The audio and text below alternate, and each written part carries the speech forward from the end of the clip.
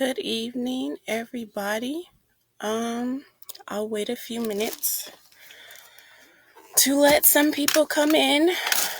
Please share this. I hope that you guys can hear me better this time.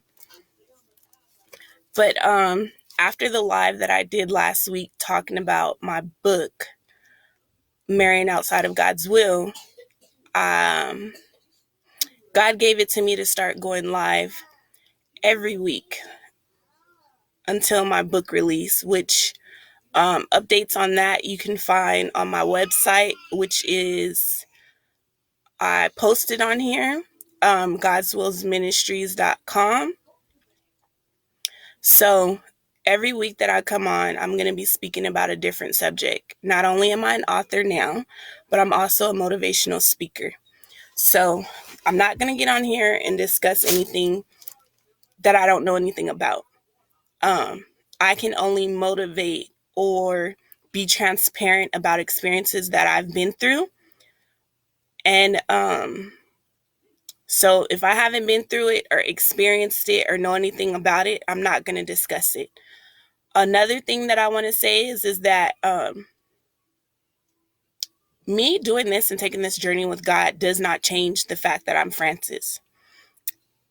I have not forgotten where I've come from. I know I used to sleep in cars with my kids. I know I used to be homeless. I know I used to move every 3 months. I used to steal. I've been to jail. None of that changes. The only thing that changes is the journey that I'm on now in life. I'm not perfect. My children are not perfect. My husband is not perfect. But we've decided to pick up our cross basically and follow God and just be obedient to the things that he's telling us. So tonight I want to talk about domestic violence. We hear the usual, oh, she's getting beat up by her boyfriend, or oh, her baby daddy is beating her up. Why is she still with him? Why is she staying in that relationship? Why doesn't she just leave? Well, there's more to it than that. For starters, women are not the only ones that are victims of domestic violence. Men are victims as well. However, it's something that you hardly hear about because no man wants to admit that he's allowed a woman to beat him up, or that, so domestic violence is not just physical. It's emotional, it's verbal, it's financial. So this isn't something that people really want to talk about, or especially for a man. It takes a lot for a man to put his pride aside and admit that he's being beat up or verbally abused at home by his girlfriend or by his wife. I know a guy, he's a pretty good looking guy, a nice sized guy. And I remember when I first met him, I kept wondering to myself, why is he single? Like, I don't get it. He's smart, he's intelligent, he has things going on for him. Like, what's going on? What's wrong with him? Well, it wasn't that it was anything wrong with him per se. It was that he recently came out of a domestic violence relationship. Him and the girl moved out of state, and her family was around, but his wasn't. And she used to beat him up. I seen the pictures and read messages and all these things. And I asked him, you're a man. Why didn't you leave? Why did you allow that to happen? I don't understand. Explain it to me from a man's point of view. And he told me that when he was younger, he used to watch his mom get beat. And he vowed that when he became an adult, he would never put his hands on a woman. So he stayed in the relationship because, one, he felt like he moved away from everybody and he had something to prove. He couldn't go back home with his tail between his legs when he just made this big old scene about leaving and being with this woman. And because of watching his mom get beat up so many times, he would never abuse her back because of what he's seen. So after so long, he couldn't take it anymore and he went back home. But women are not the only victims. Men are victims as well. And that's something that needs to be brought to light Not too many women are willing to admit that they're aggressors, that they get angry and they abuse their spouse or they talk down upon their spouse, or, telling a man that he's nothing and he'll never be anything is abuse. That's verbal abuse. And a lot of black males hear this. I'm a firm believer of the fruit that comes out of your mouth. You either speak life or you speak death. Most women don't know when they're talking to their boyfriend, their baby daddy, their kid's father, their husband, whatever the title is, even your own child. And you sit there and you tell them you're nothing, you're never going to be anything.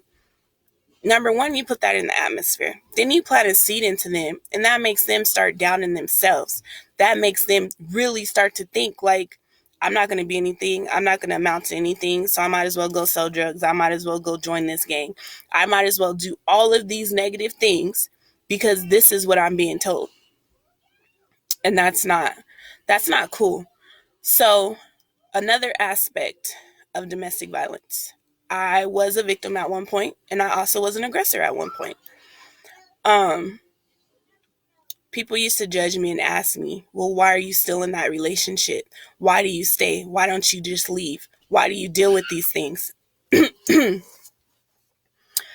I left a few times, but I always went back. I am currently still healing from abandonment issues. So the thought of being alone and being by myself was more scarier than dealing with the situation that I was dealing with. Um, so it was kind of like, yeah, this isn't a good situation. It's not good for me. It's not good for my kids. It's not good for my spouse. But I don't want to be alone.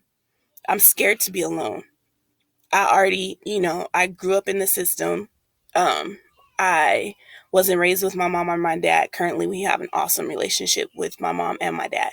But um, so it was kind of like scary, the thought of again being by myself, not being loved, not having the comfort, the companionship. Um, and that was something that I wasn't ready to face, not something that I could deal with. So yeah, I would leave a week, maybe 2 weeks at the most, but I would go back because it was better than being by myself. At least I felt some type of love, even if it wasn't the right type of love, but it was some love and I wasn't alone. Like I said, one point I was the aggressor. Sometimes I would get angry. I would break things. I would throw things at my ex. I would hit him. Or I would tell him, you're not this or you're not that and you're not going to be anything. And I was wrong for that. But I'm woman enough to admit my wrongs and to know that it goes both ways. It's not just one sided. Women are not always the victim. Men are victims. Women are victims. It's not just physical, it's verbal as well. So I know a few people that were in domestic violence relationships. And I remember before I dealt with my own relationship, I used to always question them. Why are you still in this relationship? Why are you dealing with this? Why don't you leave? But until I walked a mile in that situation, it's not as easy to leave as you would think. And the more that people talked about me, the more that people judged me, it made me cling on to my relationship even more.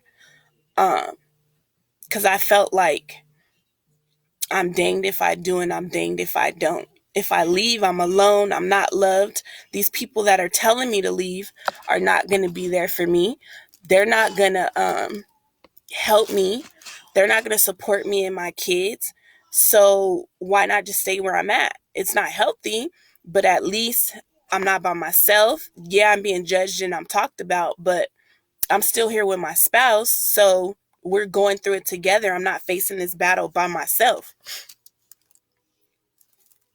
And so that's just a different aspect of it. I did some research and I pulled some statistics on domestic violence because, like I told you guys in the beginning, I'm not going to get on here and speak about something that I don't know, haven't experienced, And so, in doing some research, I Googled domestic violence statistics, and it says National Domestic Violence.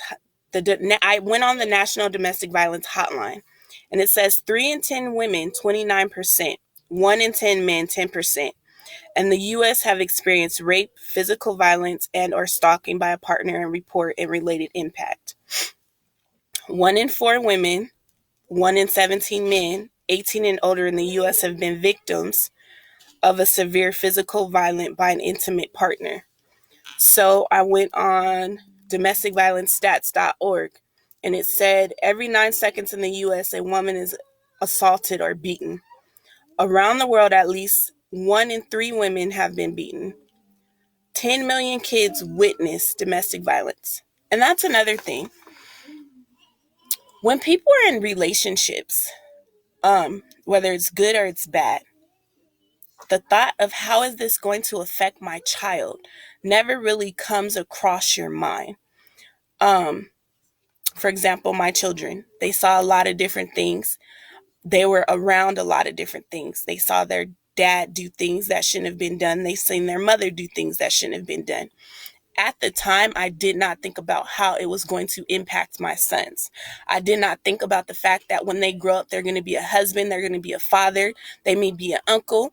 I did not think about how they would view women or how they're supposed to treat women. When children grow up in a domestic violence situation, their train of thought changes. For a long time, my oldest son had a problem with when it came down to authority, because he saw the way that his mom was being disrespected, and he saw the way that his mom was disrespecting his father. So that's something to think about, as well as the impact on your kids. It's not just you, it's not just your spouse. I feel like in the situation, I was selfish. I was only thinking about me, and I wasn't thinking about the whole picture. And that's something that's really, really important that needs to be thought about. That's something that we don't think about. So now that I'm not in that situation anymore, I see the effects that it has on my children. If there is loud noises or something drops or breaks in the house, some of my kids jump. If I have an argument, and it doesn't even have to be loud or cussing, my kids cringe. And that's a result of them being around a lot of an unhealthy relationship, an unhealthy environment. So it's not just you and the person that you're with, it's the kids as well. And now I worry when my sons get older, are they going to try to abuse their spouse? Are they going to be disrespectful to their kids? Are they going to let a woman hit on them? All of these things are so, so, so important. So I just wanted to get on, touch a little bit, be transparent about domestic violence, hopefully give you a different aspect about it, make it known, because it should be known even more. Men are victims, well, women are aggressors, men are aggressors, women are victims. Sorry, I apologize, I got tongue twisted. And the children are watching. And right now it's all about the next generation. I don't want to be that mom that has daughter-in-laws or has grandkids and they're like, why does my dad talk to my mom the way she does? Why does my dad talk to me the way he does? Why does my dad allow my mom to talk to him like that? I don't want to be that woman. And I made that mistake in the past, and I'm trying to correct it now. So thank you for coming out and joining in with me on Transparent Tuesday. I'll be back next Tuesday at 6 p.m. for Transparent Tuesday. Please check out my new website. Again, I put the link in the comments, and you guys all have a wonderful evening.